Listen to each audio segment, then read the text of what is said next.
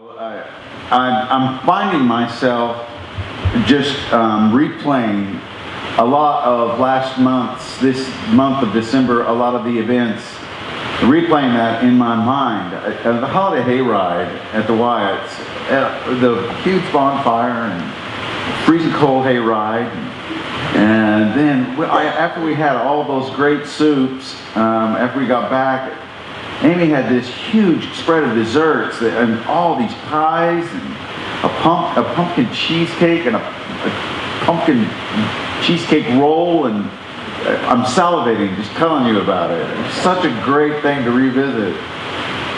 And of course our kids at the Praise City Nativity play. And man, you saw the stage was packed full. The children were popping out of the woodwork, and they were everywhere, and they had to have adults carrying all the babies, and they tell the story like nobody can. It's been a great thing to just replay in my mind. And those of you who weren't with us last week, that little manger that, I don't know, I didn't tell you this, I don't think, last week, but that manger was made by our own Ethan, Mallory's husband. And the story behind that's really cool because Mallory's great-grandparents, they're from their homestead. That wood came from their homestead. So it's this old, weathered wood. And he made that little manger. You saw it, man.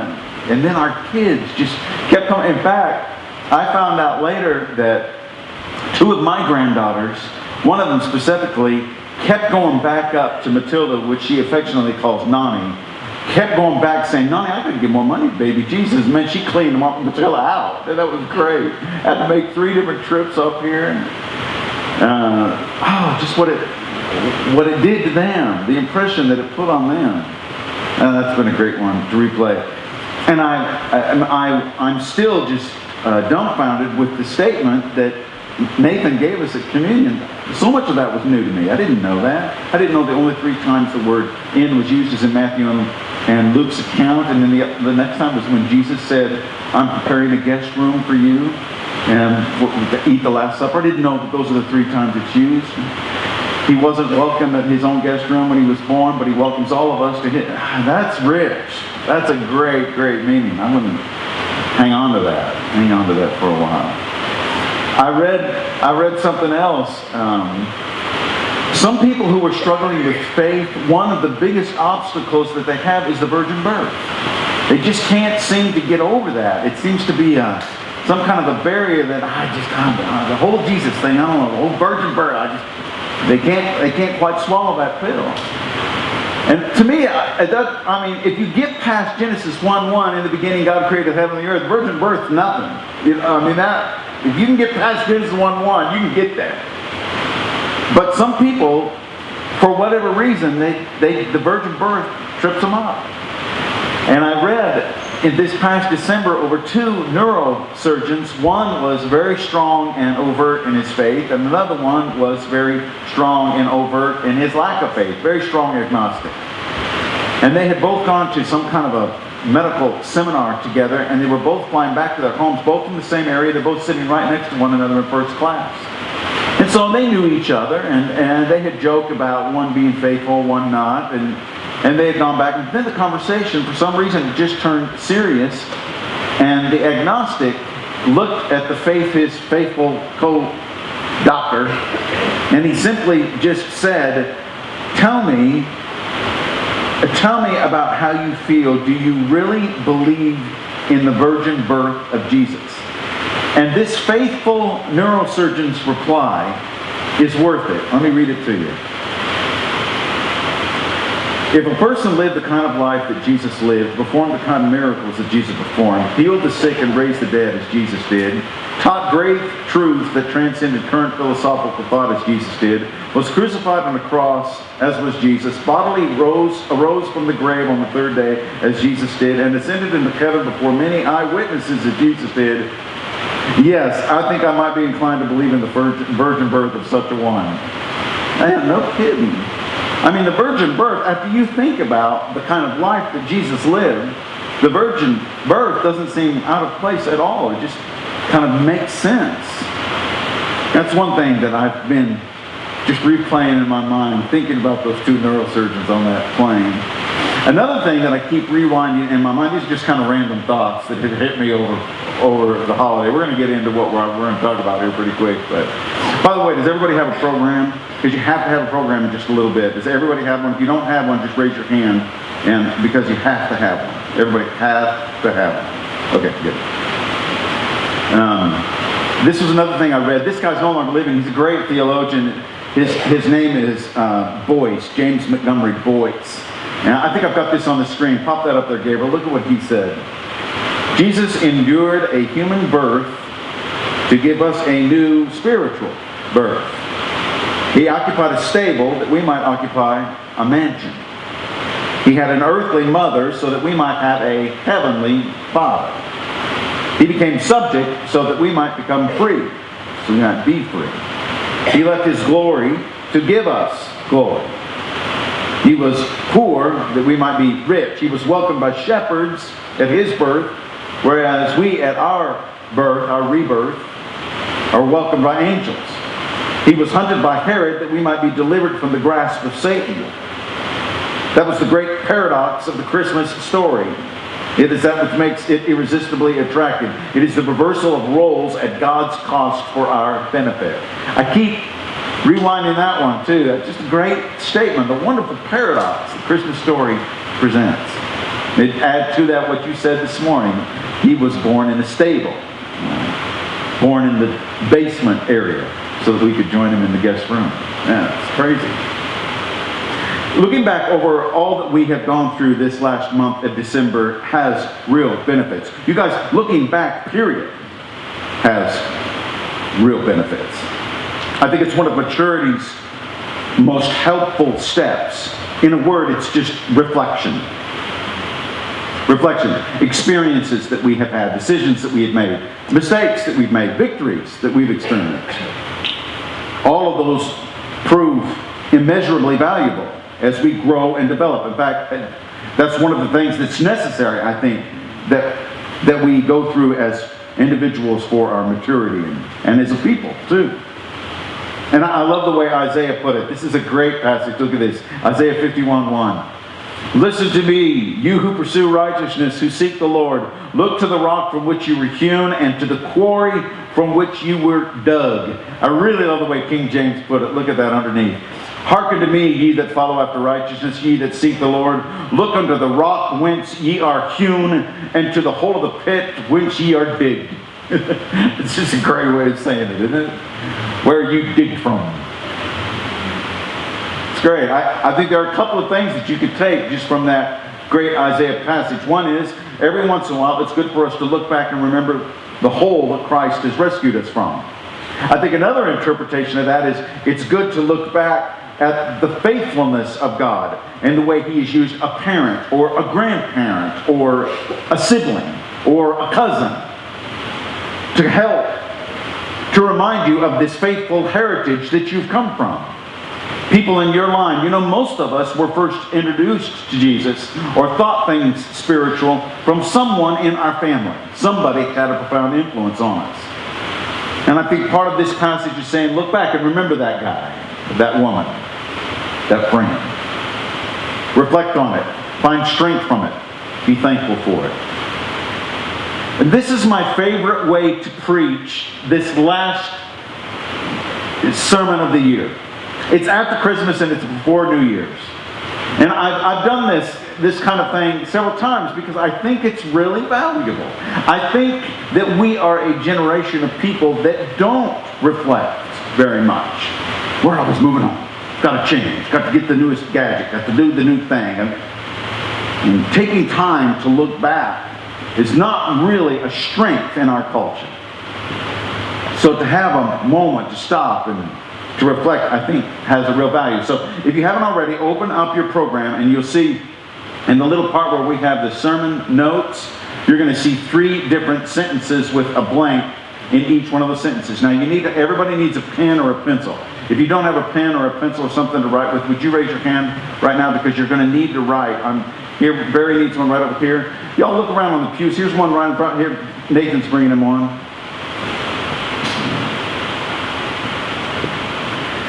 In these programs, you're just going to find 3 main points with that blank. And we're just going to take a couple of minutes to reflect on 3 general areas from this year. And I want to start by going to the tough place first. Let's just kind of get it out of the way. Not everything about 2015 was great, was it? Some things about this year were hellish. Some things about this year, we felt like we were alone and we were abandoned. We wondered where God was. So, what have been 2015's hardest moments? Now, this is not really for anybody else's eyes but your own. So everybody kind of keep your eyes on your own paper. But I want you to be thinking about the tough areas. And I'm going to give you 2.5 minutes. I'm going to give you a full 2.5 minutes to really think and reflect. Now, you might say, I mean, we're going to be silent that long. Don't worry, there'll be background music. I won't spring it that bad on you. You guys, you're going to find out that 2.5 minutes is a long time, but it's important. It's important for all of us. And I want you to think about tough areas, like tough areas in relationships, tough areas with job issues, tough areas with school, maybe with finances, tough areas with bad habits, maybe a tough area with a private matter. I want you to take time and I want you to write down and reflect back over 2015, the hardest moments. Just write them down and think about them. You've got 2.5 minutes on your mark. Get set. Go. If y'all look at this psalm on the screen, I think that this can describe sometimes some of those hard moments. I cry out to God, yes, I shout. Oh, that God would listen to me. When I was in deep trouble, I searched for the Lord all night long. I prayed with my hands lifted toward heaven, but my soul was not comforted. I think of God and I moan, overwhelmed with longing for His help. You don't let me sleep. I'm too distressed even to pray. I think of the good old days, long since ended, when my nights were filled with joyful songs. I search my soul and ponder the difference now. Has the Lord rejected me forever? Will He never again be kind to me? Is His unfailing love gone forever?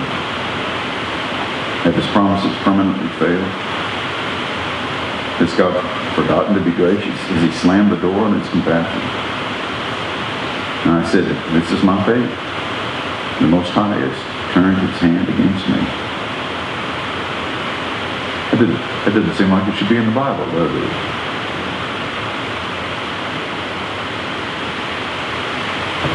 Almost sounds like he's faithless and rebellious.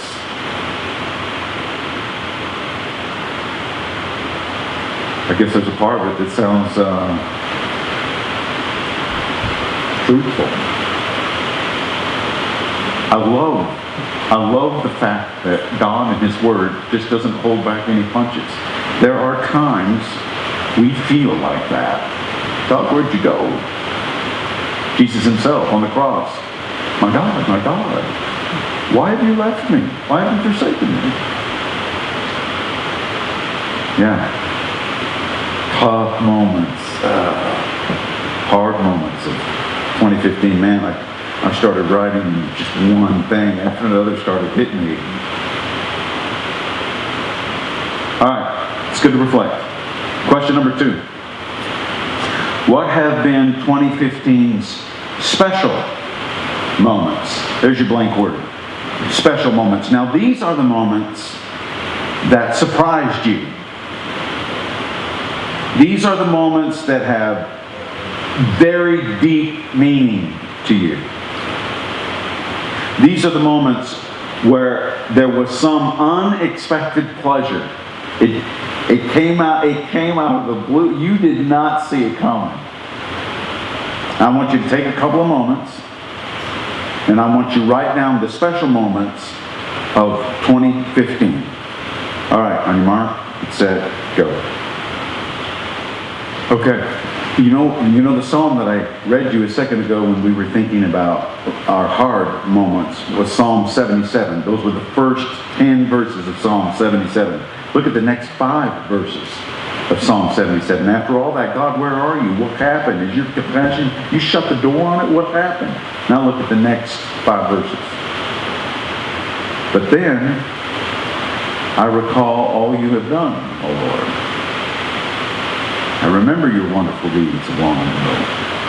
They're constantly in my thoughts. I cannot stop thinking about your mighty works. Oh God, your ways are holy. Is there any God as mighty as you? You're the God of great wonders. You demonstrate your awesome power among the nations. By your strong arm, you redeem your people, the descendants of Jacob and Joseph. You know, I couldn't help when I read that scripture this week thinking about this, that all of the hard moments, I'm still here. He gets us through it, doesn't he? I mean, Annie's song, the sun will come up tomorrow. It's raining, but it will eventually come back up.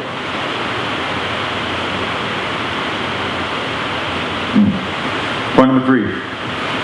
What have been 2015's thankful moments? Now, this is when your heart just burst with gratitude. God, thank you so much. You know, I'm thinking of things like some healing that you received, or someone in your family, or maybe there was an accident and everybody was okay.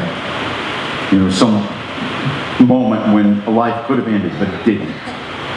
Or maybe when you received some mercy or forgiveness from someone that you had wronged. Maybe an unexpected financial blessing.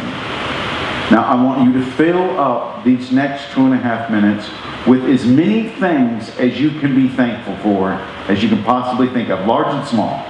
All right? On your mark, get set, go. Just kind of catches the tip of the iceberg, doesn't it? Yeah, it'd be good just to have a running list. The many, many, many things that you're thankful for. I love the Message paraphrase of Psalm 138. Look at the screen. Thank you, everything in me says thank you. Angels, listen as I sing my thanks. I kneel in worship facing your holy temple and say it again, thank you. Thank you for your love. Thank you for your faithfulness. Most holy is your name. Most holy is your word. The moment I called out, you stepped in. You made my life large with strength. When they hear what you have to say, God, all earth's kings will say, thank you. They'll sing of what you've done. How great the glory of God.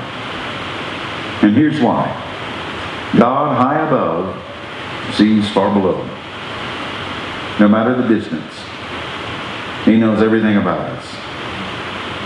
When I walk into the thick of trouble, keep me alive in the angry turmoil. With one hand, strike my foes. With your other hand, save me. Finish what you started in me, God. Your love is eternal. Don't quit on me now. Yeah. So much to be thankful for. I think it's the real power conduit. I think your thankful, grateful heart is something that God finds absolutely irresistible. He cannot stay away from a person who is grateful. He can't stay away from you anyway, because His love is not based on who you are, but on who He is. But I'm just telling you, when you're grateful, it moves God. It changes the way we are. There was a gentleman that everybody called Uncle Johnson. He died at the ripe young age of 120 years old from Michigan. 120. That's pretty amazing. A lot of people said that his longevity was because of his thankful heart,